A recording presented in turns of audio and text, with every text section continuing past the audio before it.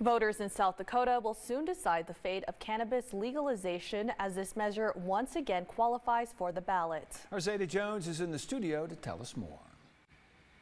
On Monday, the South Dakota Secretary of State announced that the proposed initiated measure to legalize cannabis has qualified to be on the November ballot. If passed, the measure would legalize cannabis for people 21 and older.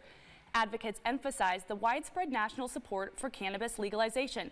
However, not everyone is in favor of the measure.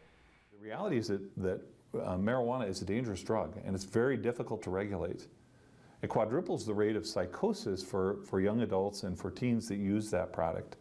And we also know that when recreational marijuana passes in the state, that's the quickest way to see a dramatic increase in the use rate of our teens and our young adults. Typically, in all 25 states that have legalized adult use cannabis, the medical program's rules get adopted so that we can have safety and security to make sure that marijuana doesn't get into the hands of kids. South Dakota voters will have the final say on the upcoming November ballot. So Zeta, how many signatures were required to get this measure back on the ballot?